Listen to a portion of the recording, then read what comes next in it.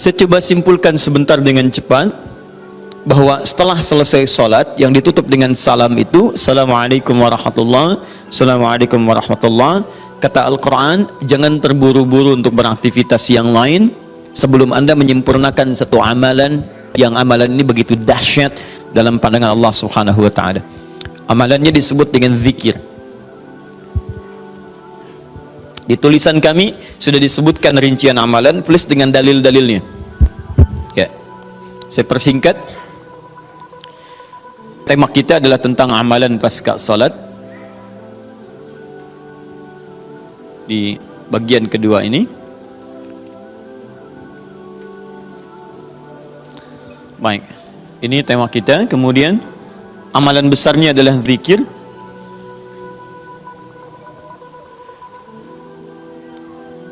Dalilnya di Quran surah keempat An-Nisa ayat 103. Ini tema besar kita. فَإِذَا قَضَيْتُمُ الصَّلَاةَ فَاذْكُرُوا اللَّهَ. Fokus.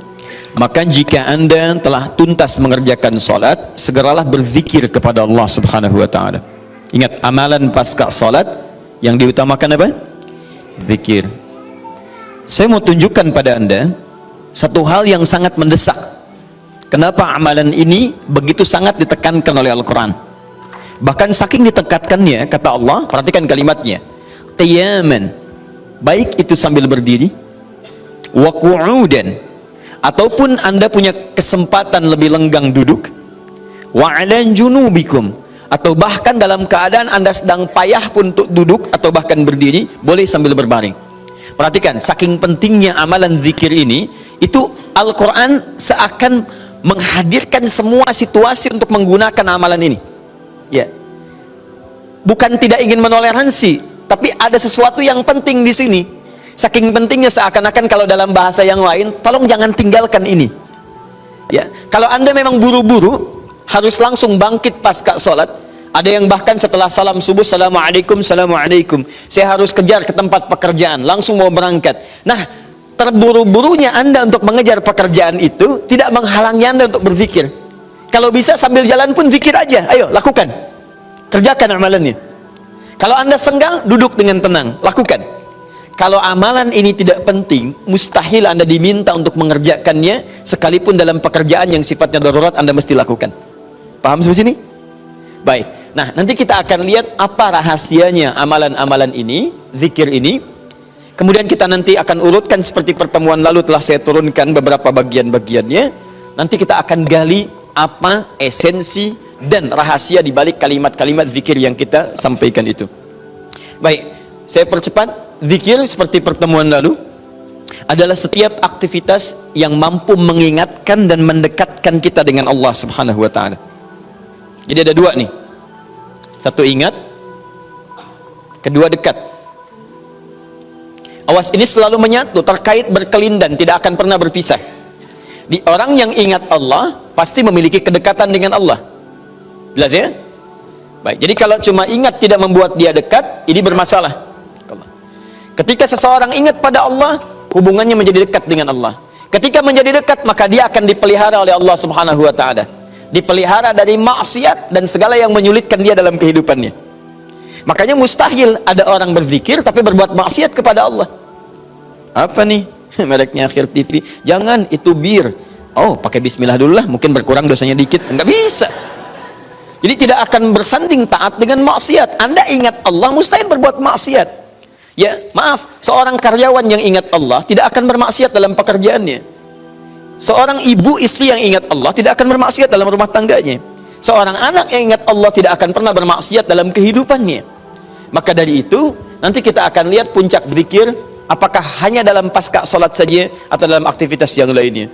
Maka yang pertama, ini akan membantu mengingatkan dia kepada Allah. Yang kedua, membuat hubungannya dekat dengan Allah Subhanahu wa ta'ala. Nah, amalan ini ada setidaknya 6-7 amalan.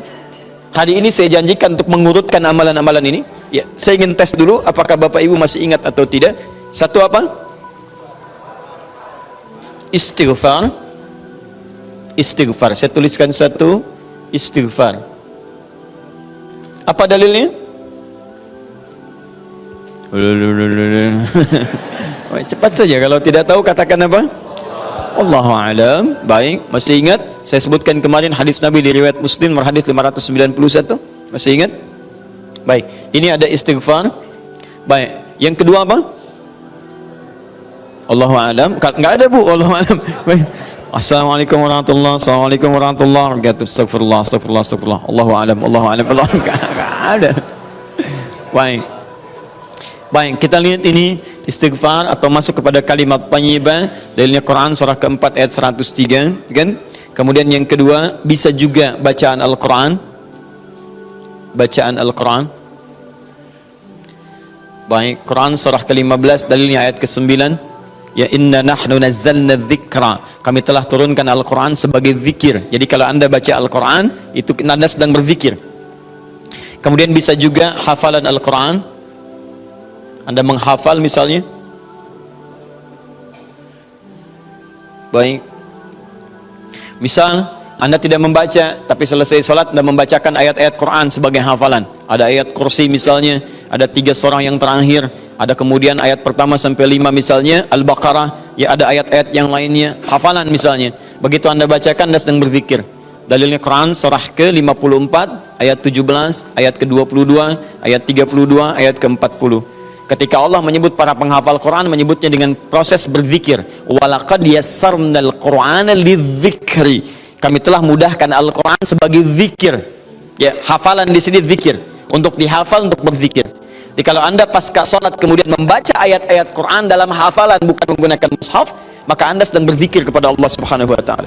Dan nilainya 4 kali lebih banyak dibandingkan dengan yang membaca. Ya. Nah. What?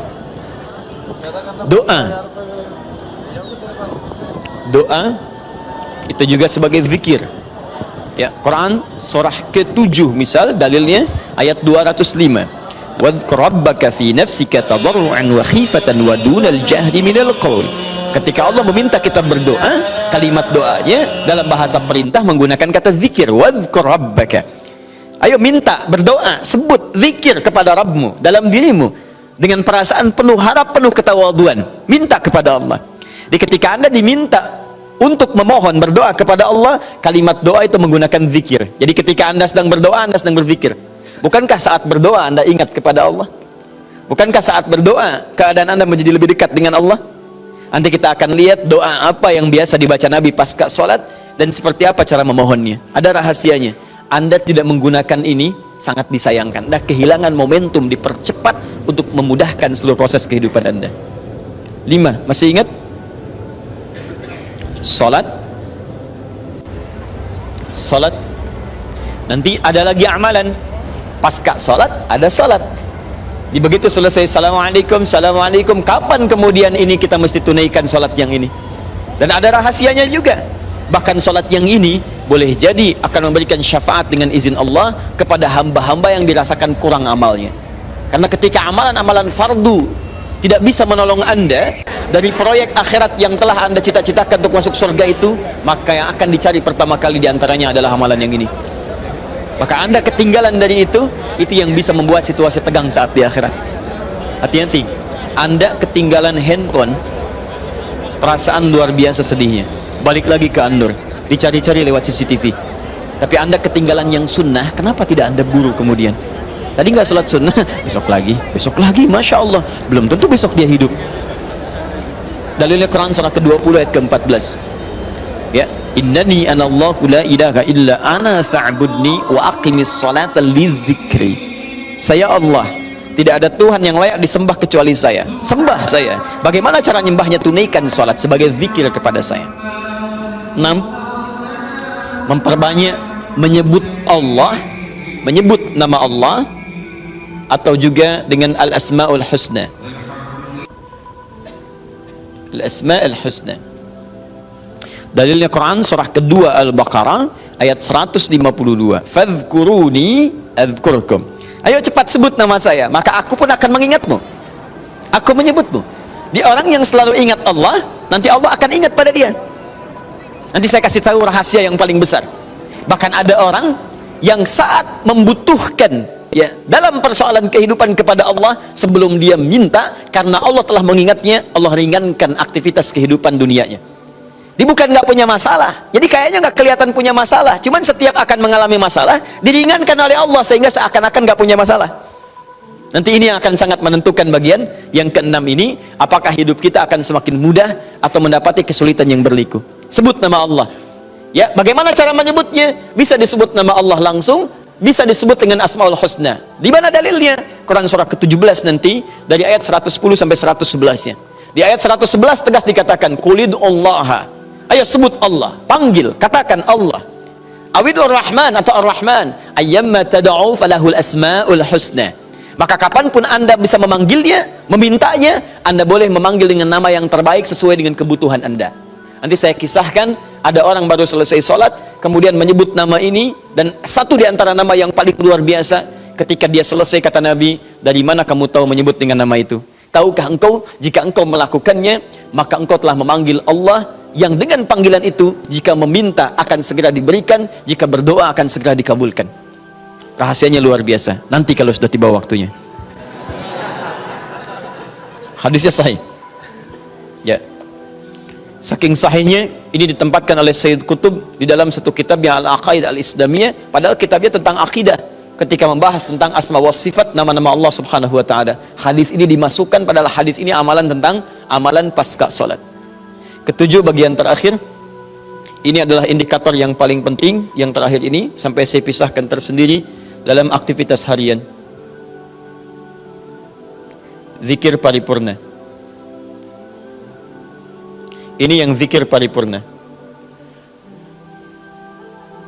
Makanya saya kasih garis, ini amalan pasca salat, disebut dengan zikir, bukan amalan biasa, tapi semua amalan ini akan dibawa kepada seluruh aktivitas hariannya. Bukankah pasca sholat ada yang jalan, pasca sholat ada yang kerja, pasca sholat ada yang makan, pasca sholat bahkan ada yang masak, pasca sholat ada yang bicara? Maka orang yang pasca sholat zikirnya itu benar, latihan zikirnya, maka makannya adalah makan dengan berzikir kepada Allah, bicaranya zikir kepada Allah, jalannya zikir kepada Allah subhanahu wa ta'ala. Nanti saya turunkan ayat-ayatnya, bagaimana orang berjalan sambil zikir, bagaimana orang kemudian makan zikir, bagaimana orang bicara zikir. Jangan-jangan selama ini kita hidup 24 jam tapi aktivitas kita tidak dalam rangka zikir kepada Allah subhanahu wa ta'ala. Nah, dalilnya Quran surah ketiga Ali Imran ayat 190 sampai 191. Inna fi khalqis samawati wal ardi wa ikhtilafil laili wan nahari la ayatin liulil. Siapa ulul albab itu? Ayat selanjutnya, alladzina yadhkurunallaha. Mereka itu orang-orang yang senantiasa zikir pada Allah subhanahu wa ta'ala, qiyaman, dalam keadaan dia berdiri, wa qu'udan, ataupun dia duduk, wa ala junubihim, atau bahkan sedang tidurnya. Tidurnya disebut sebagai zikir, berdirinya disebut sebagai zikir, duduknya disebut sebagai zikir. Dan ahli zikir ini adalah orang-orang yang akan dimuliakan bahkan oleh Allah ketika kembali ke akhirat nanti, dan dipuji-puji oleh Allah subhanahu wa ta'ala.